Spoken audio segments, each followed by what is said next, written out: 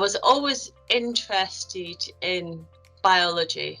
And for me, I wanted to be able to fix things. I liked having a challenge. And so the idea of working on human diseases, particularly from a genetics point of view, interested me from a very young age. And that led me to decide that I would go and do a degree in molecular biology at Edinburgh University and prepare myself for that route into a career, because at that point, if you did molecular biology, everybody stayed and did lab research. And so I thought that must be a good type of research to do. I didn't really know what type of research I needed to do, but that would allow me to get a handle on genes and be able to do the research that I wanted.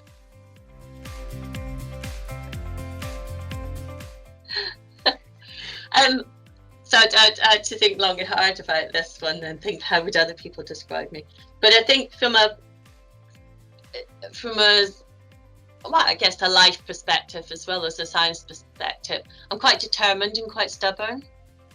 And I think that's what you need. I always say to my students right at the start that you need perseverance to succeed in science. You need to be able to go in and again and keep trying something and just adjusting it slightly in the hope that next time it's going to work properly.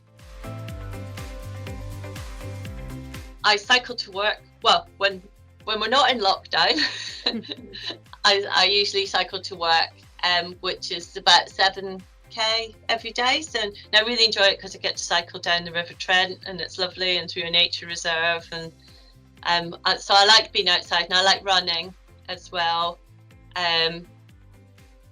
When we can fit it around the children and babysitters, then I like going to gigs and listening to live music. And we also like taking the kids to music festivals and outside lockdown traveling. Love traveling. So I'm also married to a scientist. So my husband's a chemical oceanographer, and he works on climate change. So he has quite a challenging job as well. And that means that he has to go to sea for 7 weeks at a time, usually not more than once a year. We have 2 daughters, and they're aged 10 and 12.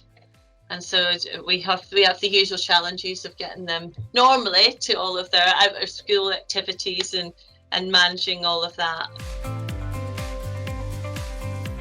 I think for me it was something that I wanted to do. I wanted to work on cancer. The idea of working on children's cancer, I found that quite an exciting area. It was quite different, and I could see the scientific challenges. Now, as I've had my own children, I see the emotional challenges, and I see that side of it, and the feeling that you want to do something not just to do better science, get a better paper. You want something that's much better for the patients, and you want to try and understand what they need as well, and what's important to them, and it becomes clear that it's that quality of life is incredibly important, as well as having an effective treatment. And I think having children of your own and thinking, well, how would I feel if I got that diagnosis or that outcome? How can I improve things for people? That it's definitely become a huge factor. And I think also seeing family affected by cancer, I think you have a better understanding of, and seeing them all respond differently as well. That you have a different understanding, a little bit of a different understanding of how people must feel and their perspective on it. And it certainly means it's very difficult to forget why you do it. And it's an incredible driver every day to think this is why we want this. I remember that mother sat in my office telling me about her daughter, and just thinking, I hope we want to give you something better. We want to improve things. And yeah, I think having children it certainly makes me more prone to crying in certain situations when you think of things. So I think emotionally you're even more involved than I was before.